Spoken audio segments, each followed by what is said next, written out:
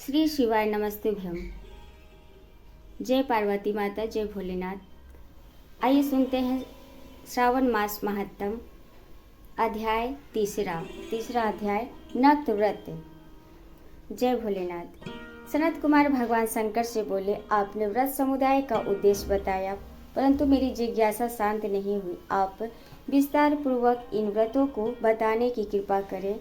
आप खोलकर मुझे समझाएं, जिसे सुनकर मैं कृत हो जाऊं। सनत कुमार की प्रार्थना पर भगवान महादेव बोले, जो भक्त श्रावण मास को नक्त व्रत कर व्यतीत करता है, वह संपूर्ण वर्ष इस नक्त व्रत का फल भोगता रहता है। दिन की समाप्ति से 3 घड़ी पहले रात्रि भोजन को नक्त व्रत कहा जाता है। नक्त व्रत भोजन में सूर्यास्त से 3 घंटे पहले के समय को छोड़कर शेष समय लिया जाता है। सूर्यास्त से पहले के 3 घंटे को संध्या काल कहा जाता है। संध्या काल में आहार, मैथुन, निद्रा तथा स्वाध्याय करना वर्जित है। अब मैं तुम्हें गृहस्थ एवं सन्यासी के भेद से नक्त व्रत भोजन की 2 प्रकार की व्यवस्था बताता हूँ, ध्यान पूर्वक सुनो। जब सूर्यदेव के मंद होने पर अपने शरीर की छाया दुगनी हो जाए, उस समय को सन्यासी के लिए नक्त व्रत भोजन व्रत कहा है। शास्त्रों में गृहस्थ के लिए नक्षत्र के उदय होने पर रात्रि भोजन करने को नक्त भोजन व्रत कहा है। शास्त्रों में सन्यासियों के लिए रात्रि काल में भोजन निषिद्ध हो जाने के दिन के अष्टम भाग में भोजन करना बताया है। गृहस्थी को विधि द्वारा रात्रि में नक्त व्रत का भोजन करना चाहिए।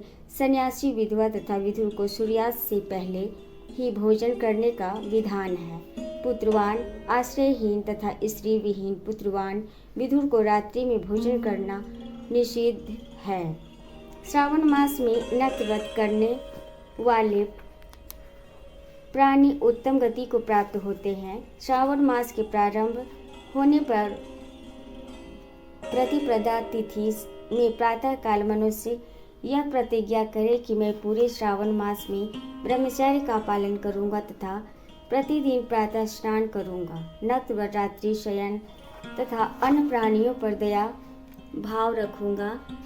वह यह भी संकल्प करे कि यदि मैं इस व्रत के प्रारंभ होने के बाद और इस व्रत की समाप्ति से पूर्व मर जाऊं तो हे भगवान, उस स्थिति में आपके प्रसाद से मेरा व्रत परिपूर्ण हो जाए।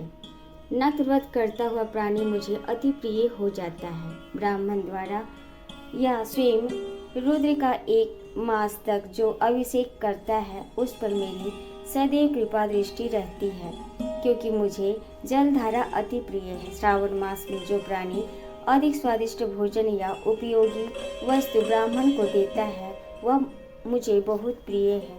हे सनत कुमार, अब मुझसे उत्तम लक्ष्य पूजा विधि को ध्यान पूर्वक सुनो। लक्ष्मी की इच्छा प्राप्ति वाला मनुष्य, बिलपत्रों से शांति की कामना करने वाला मनुष्य, दुर्वाओं से तथा आयु की इच्छा वाला मनुष्य चंपा के फूलों से भगवान श्री हरि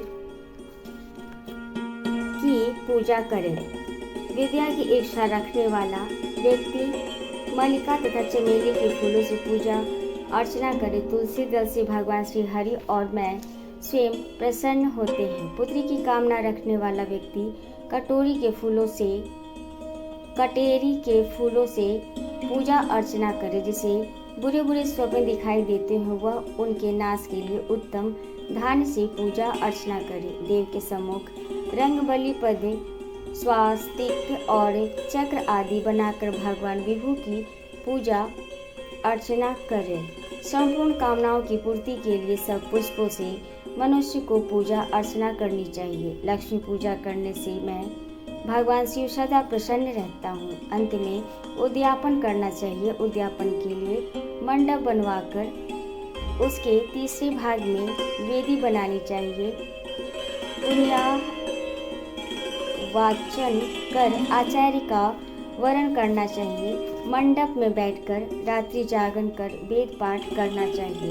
वेदी पर उत्तम चतुर्लिंग तो भद्र बनाकर उसके मध्य भाग में चावलों से सुंदर कैलाश का निर्माण करना चाहिए। उस वेदी में यथास्थान तांबे का कलश स्थापित करना चाहिए। उसमें पंचपल्लव तथा सूक्ष्म वस्त्र डालने चाहिए। उसमें भगवान शंकर की स्वर्ण की मूर्ति को पंचामृत से स्नान कराकर स्थापित कर अर्चना करें। नैवेद्य युक्त धूप दीप गीत वाद्य नृत्य तथा वेद शास्त्र पुराण द्वारा रात में जागरण करना चाहिए तथा प्रातःकाल होने पर स्नान करना चाहिए। पवित्र शास्त्रोक्त विधान से वेदी बनानी चाहिए। तिल घी पायस मूल मंत्र गायत्री शिव सहस्र नाम से हवन करना चाहिए। जिस मंत्र से पूजन किया जाता है उसी मंत्र से हवन करना चाहिए। खाड घी चावल से हवन करना चाहिए। हवन समाप्ति पर पुर्णाहुति देनी चाहिए। प्रातः वस्त्र अलंकार आभूषण से आचार्य का अर्चन करना चाहिए। ब्राह्मणों का पूजन कर उन्हें दक्षिणा देनी चाहिए। जिन मंत्रों से भगवान शिव की लक्ष्य पूजा की है उन चीज़ों को दान करना होता है। स्वर्ण निर्मित भगवान शंकर की मूर्ति का अर्चन करें। यदि 1 महीने तक दीप जलाया हो तो उसको दान में देना चाहिए। संपूर्ण इच्छाओं की सिद्धि हेतु स्वर्ण की बाती चांदी का निर्मित दीप बनवाकर उसमें गौ का घी भरकर दान देना चाहिए। ब्राह्मणों को भोजन कराकर दक्षिणा दें। इस प्रकार जो मेरी अर्चना करता है मैं उस पर सदैव प्रसन्न रहता हूँ। जो मनुष्य सावन मास में अपनी प्यारी वस्तु का त्याग करता है और वह मुझे अर्पण की जाती है तो हे मुने उस फल को सुनो। इस लोक में तथा परलोक में वह वस्तु लाख गुना होकर मिलती है। निष्काम भाव से त्यागने पर उत्तम गति की प्राप्ति होती है। जो भक्त मेरा रुद्री पाठ करता है वह प्रति अक्षर करोड़ वर्ष तक रुद्रलोक में निवास करता है। पंचामृत के अभिषेक से मोक्ष की प्राप्ति होती है। श्रावण मास में धरती पर सोने वाले मनुष्य को हाथी दांत से बनी हुई या चंदन निर्मित नवरत्न से जड़ी हुई मृदु गरुड़ चिन्ह वाली रुई से भरी कपड़े के रिजाई और तकियों से संपन्न सैया प्राप्त होती है। वह सैया उसे सुंदर स्त्री अन्य रत्नों से विभूषित मिलती है। श्रावण मास में जो आदमी ब्रह्मचर्य का पालन करता है उसका वीर आध्यात्मिक पुष्ट हो जाता है। तेजस्विता बल शरीर देहता और धर्म कार्य में समस्त उपकारी चीज़ें उसे मिल जाती है। जो आदमी इस मास में मौन व्रत धारण करता है वह श्रेष्ठ वक्ता हो जाता है और मौन व्रत दिन या रात या भोजन के समय रखा जा सकता है। मौन व्रत में यदि मनुष्य घंटा तथा पुस्तकें दान करता है तो उसे सब शास्त्रों की जानकारी स्वयं प्राप्त हो जाती है। वह मौन व्रत के प्रभाव से बृहस्पति के समान बुद्धिमान बन जाता है। मौन व्रत करने वाले मनुष्य की किसी से कलह नहीं होती। तो ये था तीसरा अध्याय।